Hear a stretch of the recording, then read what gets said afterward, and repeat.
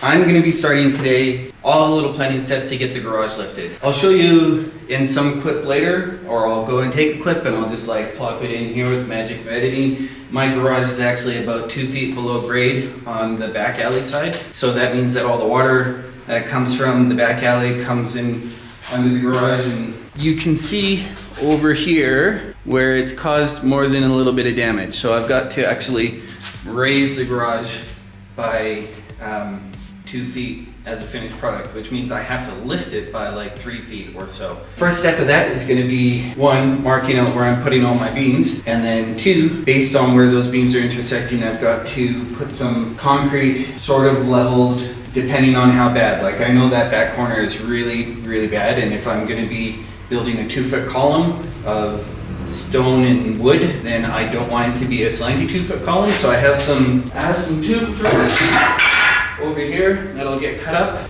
to be long enough so that this will sit inside, because this is the length of riser that I've got. All the things drop because I'm so unprepared. If my garage pad is more than 1.5 inches out of level, I'll be very surprised and also kind of sad, but I should have enough material that I can still deal with it. First, I'm going to lay out where all the beams that I'm putting in will go. Once I have those, I have the locations of where all my bottle jacks are going to go. Yeah, I'm going to do this with 4 bottle jacks. That's going to take a long time, but time lapses are fun. So I'll know where those go, and then I can build my little forms for that, and then I can mix up my little bit of concrete that I need. Where's my concrete? It's got to be downstairs. So at some point I'll have to go and get my concrete, and then I can mix it up. I have my buckets for mixing, and then I will do my very best to try to level off the 4 little spots that I need to level off. I want to try to balance the load evenly out across the 2 beams that I'm going to go front to back and left to right.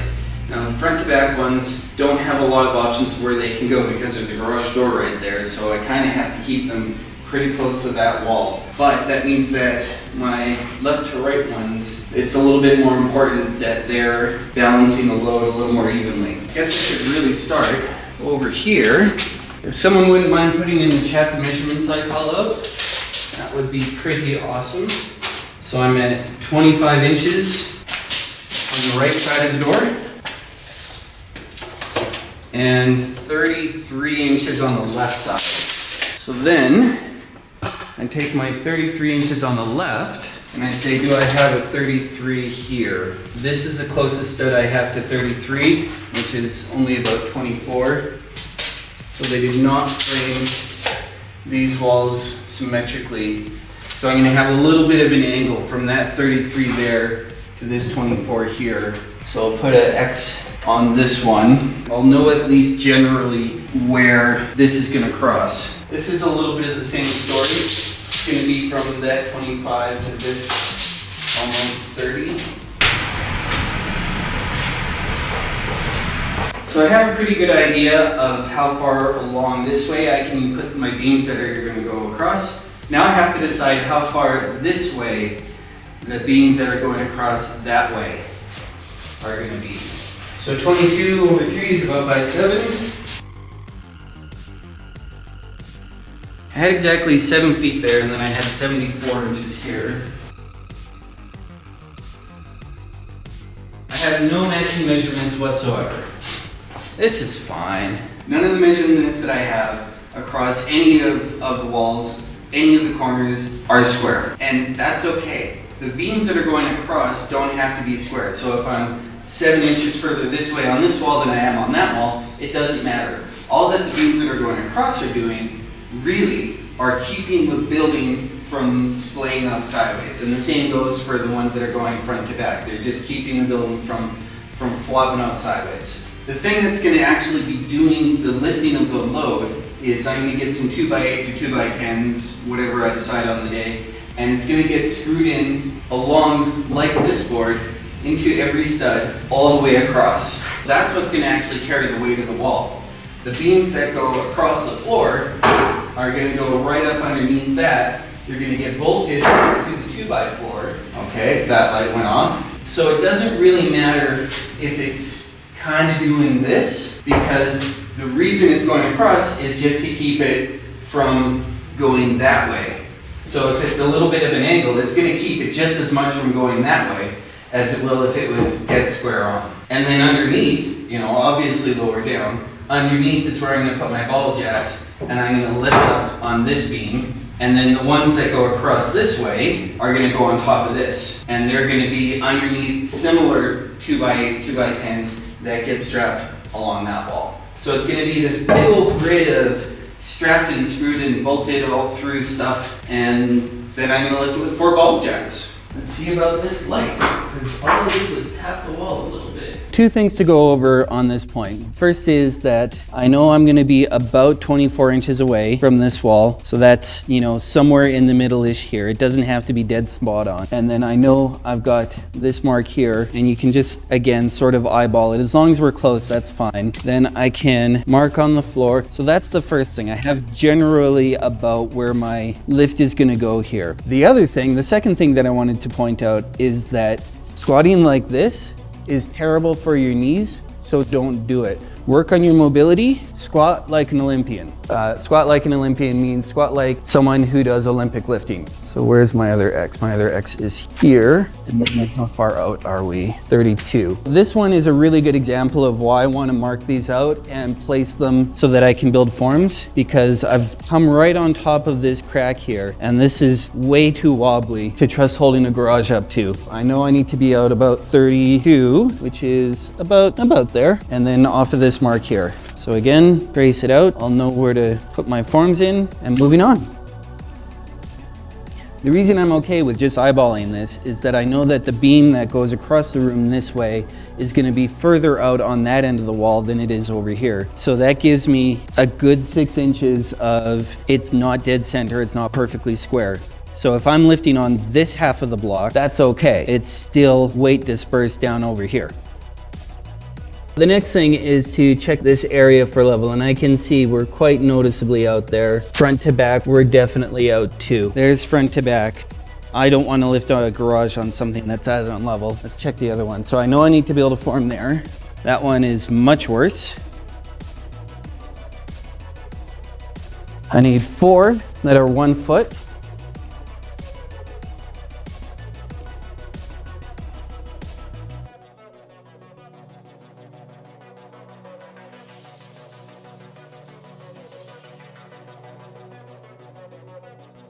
It worked. Zoom out. Sometimes I do use other brands that aren't Milwaukee.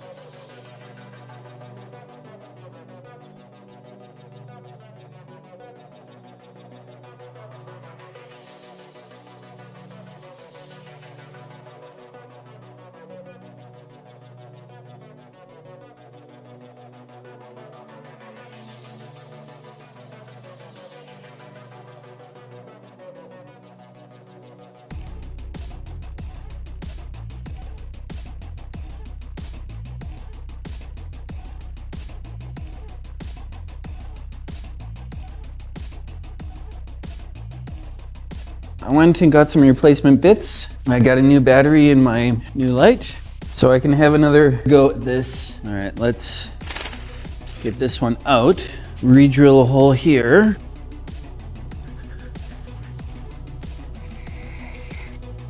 And I was told to blow the hole out, and then these screws should work a bit better. I have a concern that I'm hitting something a little bit too hard. So I'm gonna bend in that spot.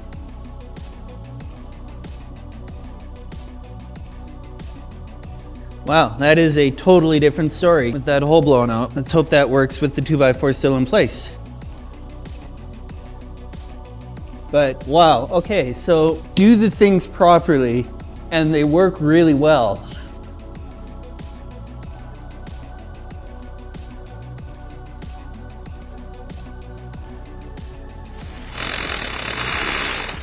Well,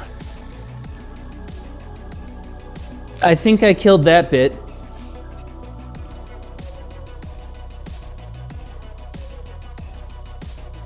Wish I knew what exactly I did that caused that. If anyone out there knows what it was that I did that caused that, feel free to tell me how badly I'm doing everything.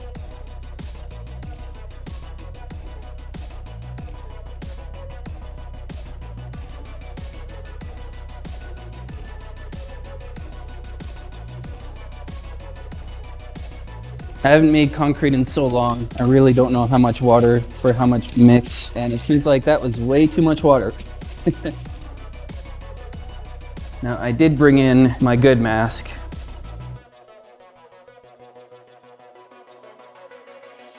Started with the mallet because I didn't want to actually pierce the bag, and that seems to have been very effective.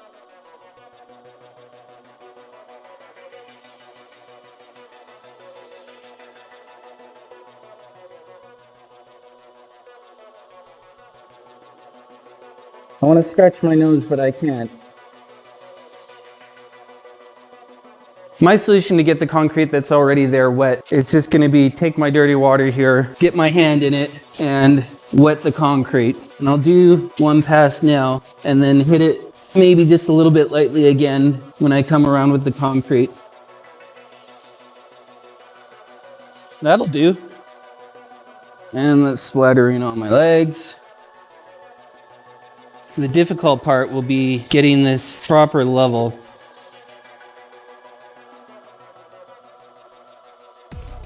All right, well, let's get my level muddy. So the idea here is I'm holding the level flat, level with my hands, and then screeding the concrete, moving what isn't level in both directions.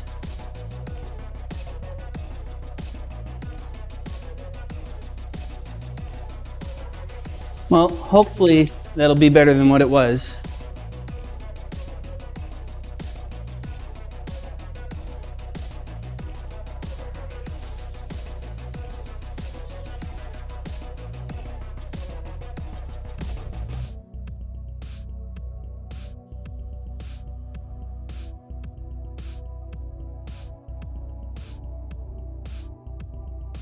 One more.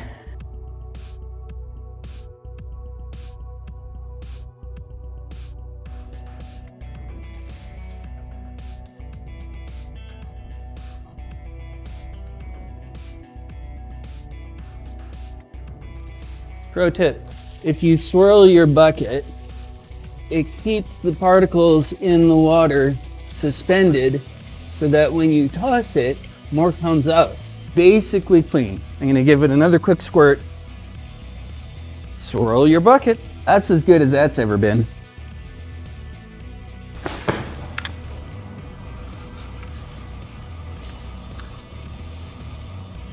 It's probably workable.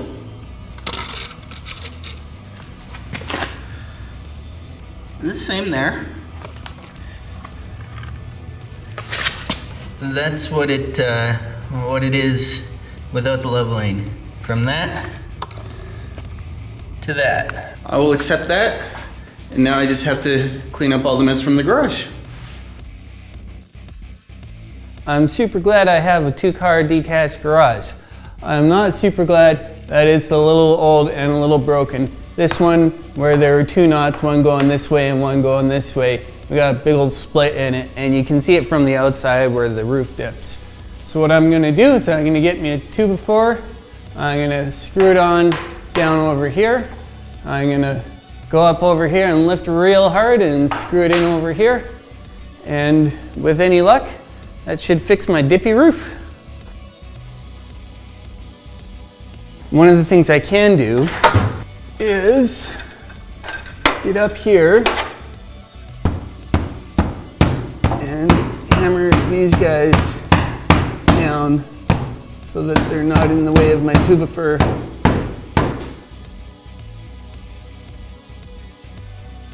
Okay, I'm not going to OSHA hop this.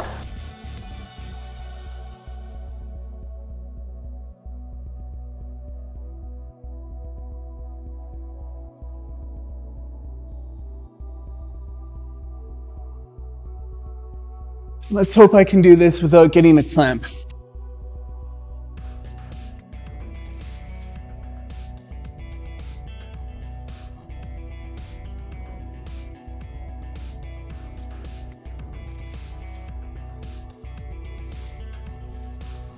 The ridge.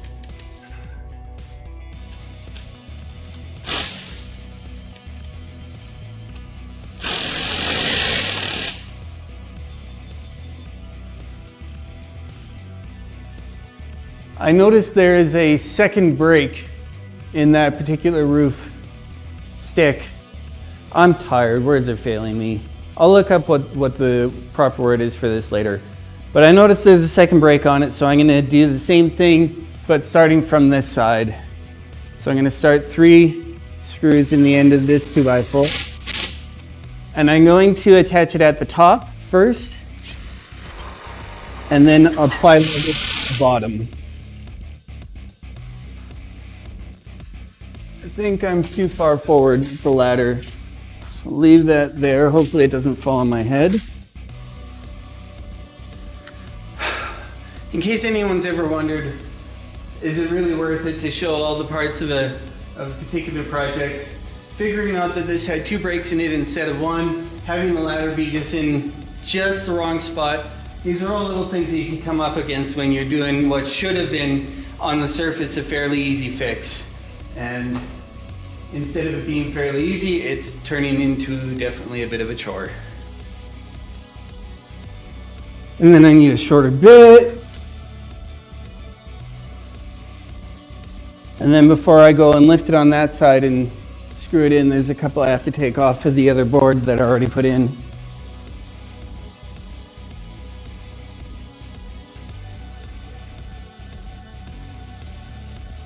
I need more practice with that.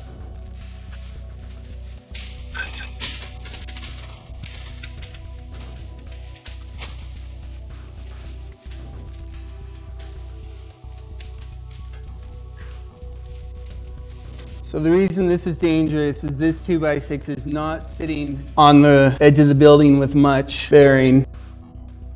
But that did a much better job of actually getting that board into place. I'm gonna pop the garage open and see if that made much in terms of visual difference.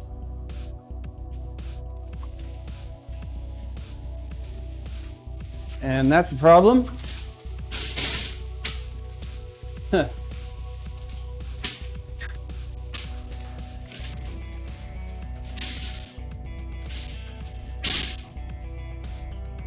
You know what? That is noticeably better.